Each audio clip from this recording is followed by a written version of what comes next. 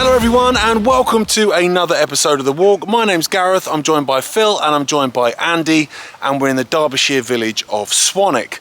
Today we're going to go all the way back to 1940 and we're going to tell the incredible story of a German fighter pilot by the name of Franz Von Werre. Now Von Werre went on to become the only German prisoner of war to ever escape from a camp in Britain and make his way all the way back to Germany. But what's more incredible than the story itself is the fact that the tunnel he built underneath the ground here in Swanwick, Derbyshire, using a wooden spoon, is still here and we've got access to it.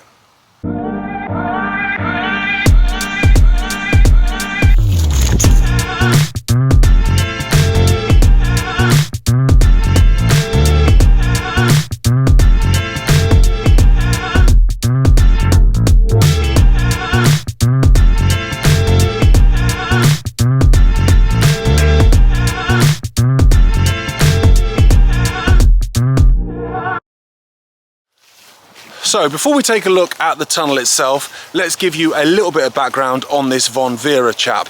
He was a fighter pilot, a captain within the German Air Force during World War II. Now on the 5th of September 1940, his Messerschmitt aircraft was shot down over Witchett Hill, which is down in Kent. He was captured and taken all the way up to the Lake District after interrogation, and he was put in a prisoner of war camp. Now after a couple of weeks he escaped during an exercise march and was on the run for about 5 days. They sent out the police, they sent out the military on a big manhunt, couldn't find him anywhere. Then, as you'll know if you've ever been to the Lake District, the weather up there can turn just like that, and that's exactly what happened.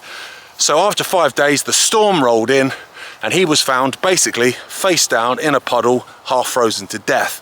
At that point he was recaptured and stuck on a train and sent all the way down to Derby, which is about half an hour south of where we are now. At that point he caught a glimpse of a map of the local region in the station master's office. That will become significant later on. He was then brought up to camp number 13 in Swanwick, which is where we are now. Now this camp was meant to be impenetrable, there's no exercise marches at camp 13, so he hatched a plan to dig his way to freedom, and at that point we join the story. So here we go, they've kindly opened it up for us. Now if I just come down here, it goes down about 2 meters and then it opens up massively. Now if I just put a photo up now, this was taken about 7 years ago down inside that tunnel. So it's all intact underneath and it goes for 40 meters. But they've just explained to us that this bit here, if I come up, this little bit of road here has collapsed down into the tunnel. So you can even see down there, look, it goes down into the tunnel there. Now the struts in this photo that are holding it up, they were part of a bed that Von Werre broke up and used to hold it all up, which is insane. But you know, this guy had a pet lion, so he was a pretty crazy character. Absolutely unbelievable. Now what they're trying to do is raise the money to basically just literally shift that bit of rock. That's all they need to do, and then the tunnel is wide open for 40 meters. Absolutely unbelievable. But obviously they keep it under lock and key at the moment. That is absolutely incredible. Now they've been quoted 12 grand to save the tunnel, and they've been quoted 4 grand to basically collapse the tunnel and just lose all that history. So fingers crossed they can raise the money. Now inside of the Hayes Conference Centre, they've actually found the ladle, the spoon that was used to excavate this 40-metre tunnel. Unbelievable. That is insane. So that's what dug out a tunnel of 40 metres. Absolute madness. So that's how it looks normally. Obviously the guys just come and opened it for us, which is amazing. But that's sealed up now. So where would we have been now, Andy? We'd have been inside the accommodation, wouldn't we? Yeah, we would. Yeah. So there was this sports centre looking building wasn't here. It was a wooden, larger wooden hall that went across onto the road. So the floor level was probably about where my arms are. Got ya. Okay. And this was a room, I think 106. And obviously they took the floorboards up and dug. Amazing. Okay, so obviously you've seen inside the tunnel, sealed up now. Now it appears out apparently in a meadow. So just through those trees there, you've got Hayes Conference Centre. Now that building there, you've got obviously the houses, and then beyond that, that's the sports centre. So that's where the other end of the tunnel was, where they dug their way out. So we're looking for basically a small meadow about 40 metres. Now it could be anywhere, couldn't it? Yeah. But around this area. What are you thinking, Phil? I think it's up there. There's a triangular meadow up here, and it were on maps as a triangular meadow in the 1920s, so it's still there, mate. All right, let's find that then. Now I'm not expecting there to be any remains in the field of this tunnel. I'm still staggered that there's any remains up at the conference centre, former POW camp, but we'll come up here, and from here we'll retrace the story as it goes from his escape. So we've just come up from the conference centre, up the hill there. Now you're thinking then this is where he'd have come out? I think it's a good place when you've just got out to lay low, because your nerves would be going, you'd be shaking like a leaf, you'd instinctively crouch down somewhere in shelter, and you know, this little meadow. Plenty of trees around and stuff. Could be just a ticket really to lie low and see what happens later. So Von Werre didn't do this on his own, he did this with 4 other guys. So let's pretend that you guys, Phil and Andy, are the 4 other guys. Now these guys think we're in this together, but when they actually got out the tunnel and to freedom, Von Werre's reaction to that was basically this: see you later boys, I'm off. And he went on his own. So in the distance there is the village of Swanwick. As you can see, they're mainly modern houses, so it would have been a lot smaller back in the day. Now over in this direction, that's where the Midland Railway is. Now having looked at that map, in Derby train station, as I said at the start, he kind of had a bit of nous about where he was. Oh yeah, and by the way, at this point, poor Andy here and Phil have been captured. Everyone else that got out was captured almost immediately. What was it that got you caught again, Andy? I was trying to steal a policeman's bike in South Normanton. That'll do it. If you're going to nick someone's bike, don't nick a copper's bike. So in the distance there, still going across the fields, that's now the Midland Railway Centre. You see those warehouses, they're engine sheds and stuff. Now that was the LMS line, main line going through there. There was also a colliery there. This is the railway that Von Werre was trying to basically get to. Now he came across this way, we think, we're not 100%, but we think he would have had to have come this way, because those trees in the distance, that's the Swanwick colliery branch. Now he crosses that and makes his way to another bridge where he summons some railway workers. So we'll pick up the story once we get there.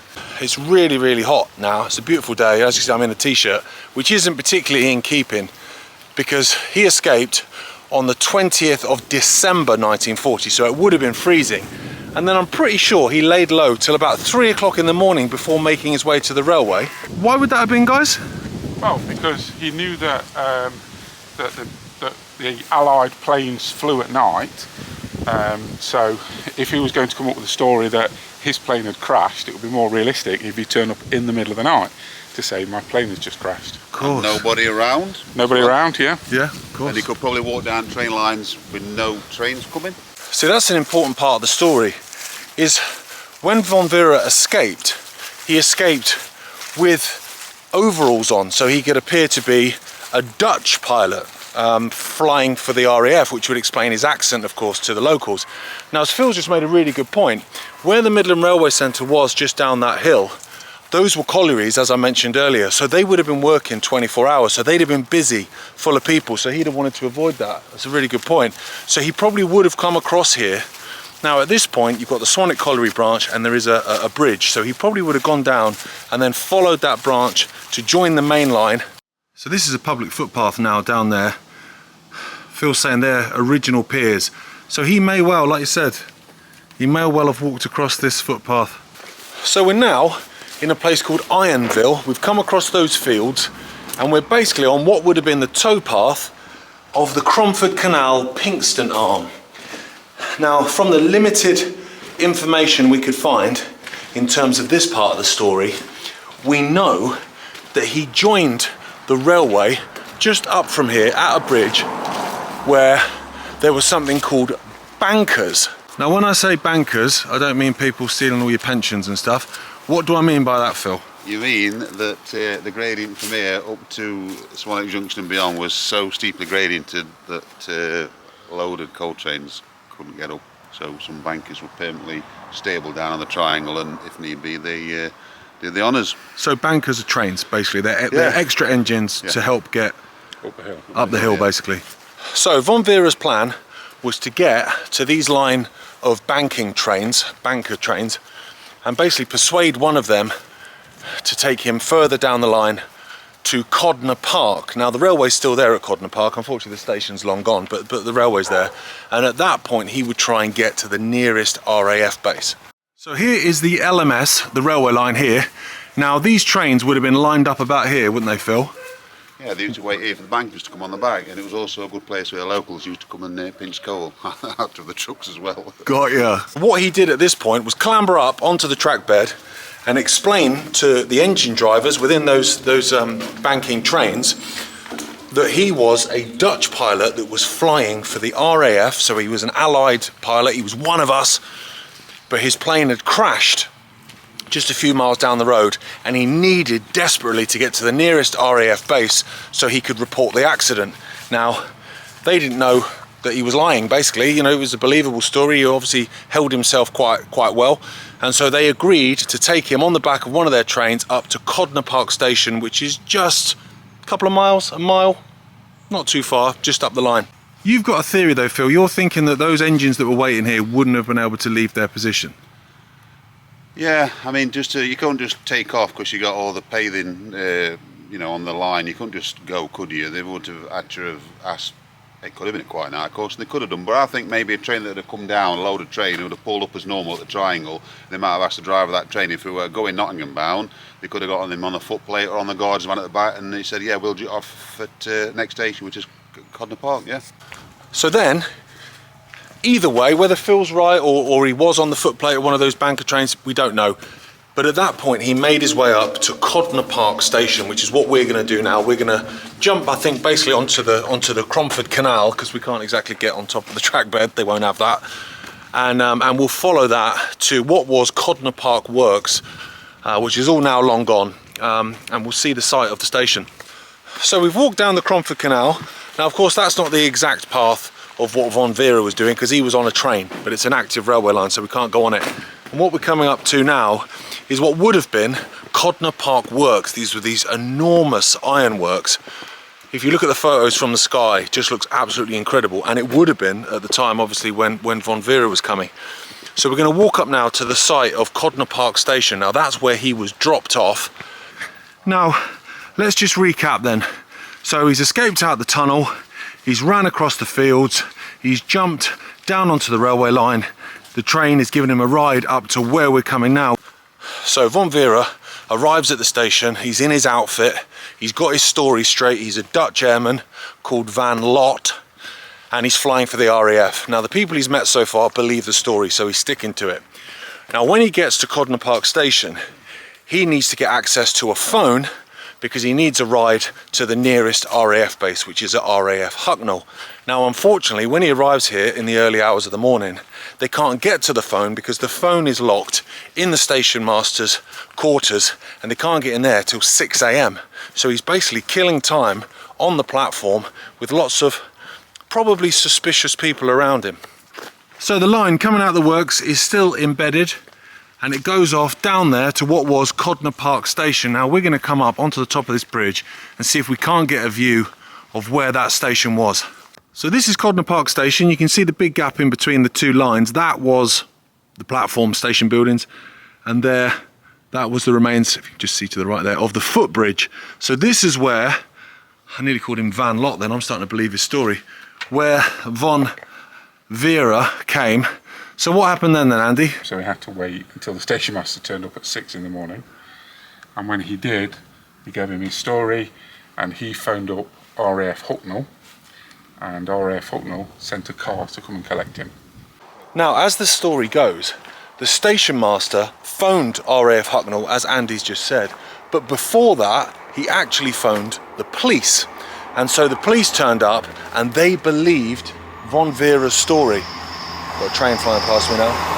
They actually believed his story, and so at that point they sent a car from RAF Hucknall to pick up Von Werre, but the guy in charge of RAF Hucknall wasn't really buying it. So he agreed to send a car, but he sent one of his best men to drive the car, and he sent him armed. That driver has arrived from RAF Hucknall, and he believes Von Werre, or Captain Von Lott's, story.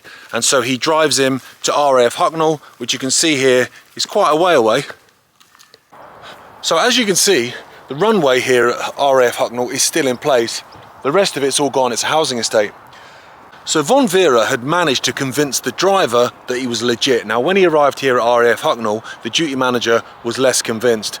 And he said to him, first of all, where are your name tags? Where's your identification? So he thinks on his feet and he says, oh, it was a secret mission, so I wasn't allowed to carry dog tags or anything like that, which would have been true.